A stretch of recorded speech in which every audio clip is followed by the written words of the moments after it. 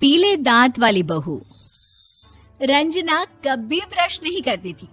उसे कितनी बार उसके माँ बाप ने डांटा, लेकिन उसका कोई असर उस पर होता ही नहीं था, जिस कारण से उसके दांत पीले पीले हो जाते हैं।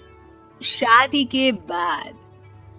अरे बहू, वैसे तो तुझ में कोई कमी नहीं है, पर तेरे दांत इतने पीले कैसे हैं बेटा? कैसे मतलब? कोई सर्जरी थोड़ी ना कराइए। वो तो क्या नाम, मैं ब्रश नहीं करती थी तो पीले हो गए। अब क्या करूं? आप कहें तो लाल करवा लूं या फिर काले? यार ये क्या है, क्यों माँ से लड़ रही हो? लड़ रही हूँ? अरे मैं लड़ रही हूँ या ये बोल रही है कि दांत पीले हैं, पीले।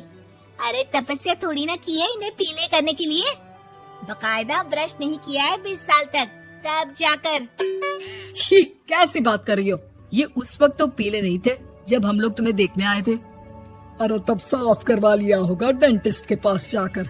अब देखो कैसे पीले पीले लग रहे हैं। रंजना सास की तरफ गुस्से से देखती है। फिर शुरू हो गई पीले पीले पीले।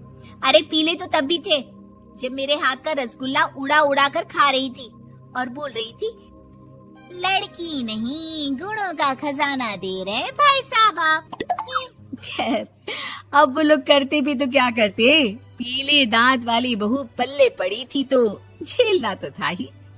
एक दिन कीर्तन में रंजना गाना गा रही थी।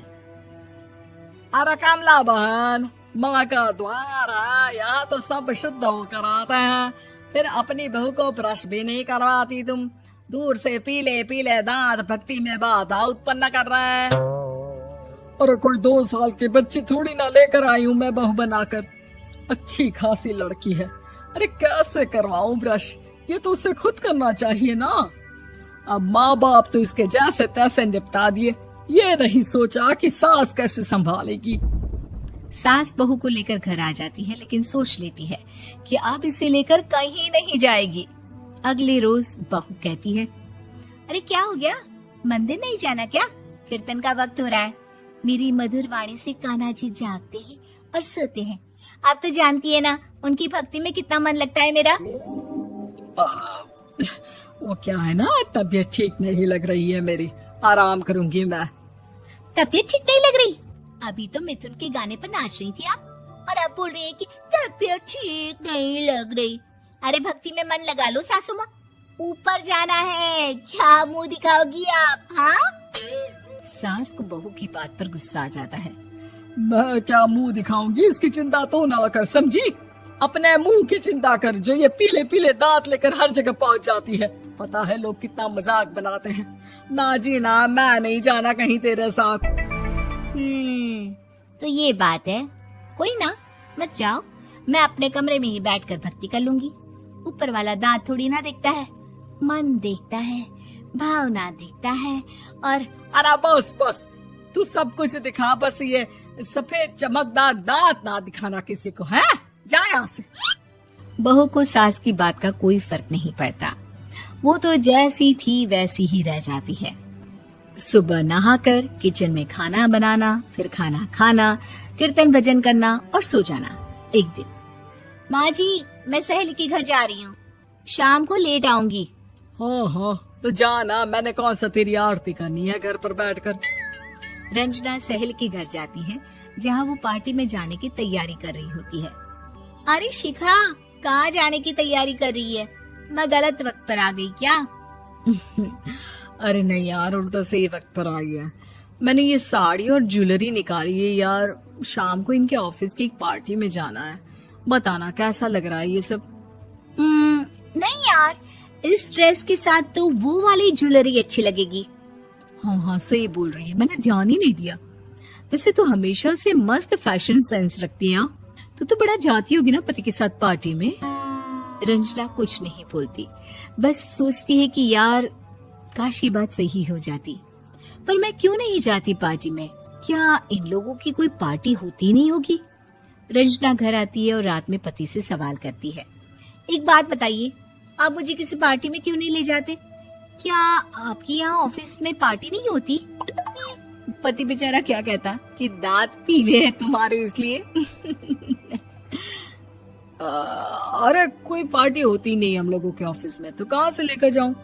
और मार्केट, मॉल, कहीं वीकेंड घूमना, कहीं तो। अरे यार, सारे हफ्ते में एक छुट्टी मिलती है, तो सोचता हूँ कि आराम ही कर लूं। क्यों? रंजना मन मार के रह जाती है। पहले कभी सास के साथ मंदिर जाया करती थी, लेकिन वो भी सास ने ले जाना बंद कर दिया। घर बैठी बैठी रंजना बोर हो जाती है। तभी उसे आइडिया आता है और वो मायके जाने का सोचती है। सासू माँ, 2 दिनों के लिए मम्मी के घर जा रही हूँ। अच्छा अच्छा ठीक है, आराम से जा। और हाँ, माँ से कुछ अच्छी आदत सीख कर आना कि कैसे शरीर के हर भाग की तरह दांतों की सफाई भी जरूरी होती है, समझी? शुरू हो गई ना आप। वो लोग आपकी तरह नहीं है कि छोटी छोटी बात का बतंगड़ बना दे। उन लोगों के लिए मैं मायने रखती हूँ, ना कि मेरे पीले पीले दांत। रंजना माँ को बिना बताए उन लोगों को सरप्राइज देती है, लेकिन जैसे ही वो दरवाजे पर पहुंचती है, अंदर देखती है कि घर वाले कहीं जा रहे होते हैं। अब माँ, काश रंजना दीदी के दांतों वाली प्रॉब्लम नहीं होती, तो वो भी हम लोगों के साथ चलती ना बुआ जी की बेटी की शादी में। हाँ बेटा, लेकिन अब उसे कौन समझाए कि उसको उसके पीले दांत नहीं दिखते, लेकिन उसके आसपास के लोगों को कितना एम्बैरेसिंग फील कराते हैं। मुझे तो कितनी बार उसके स्कूल की टीचर ने शिकायत की कि उसके साथ कोई लड़की बैठना भी नहीं चाहती, और ना ही कॉलेज में कोई उससे बात करना चाहता था। लेकिन पता नहीं क्यों उसे ये बात समझ में ही नहीं आती। कोई कमी नहीं है उस लड़की में, बस यही कि दांत पीले हैं। वो तो भला हो जीजा जी और उनकी माँ का, जो दीदी को जैसी है वैसे ही रखा हुआ है। रंजना को अपने घर वालों की बात सुनकर बहुत दुख होता है। वो सोचती है कि वो क्या करे, लेकिन फिर वो सीधा डेंटिस्ट के पास जाती है, अपने दांत चमकाती है और कसम खाती है कि वो रोज ब्रश करेगी। अरे क्या हो गया? तुम तो 2 दिनों के लिए गई थी ना, पर कोई ना, अच्छा है, चलो आ गई तो। रंजना सास के सामने आकर खड़ी हो जाती है और पूरी स्माइल करती है, उसके चमकदार दांतों को दिखाती हुई। हैं? चले मंदिर। माँ, मुझे माफ कर दीजिए, मैंने आप लोगों को बहुत एम्बैरेसिंग फील करवाया। मैं आज से रोज ब्रश करूंगी।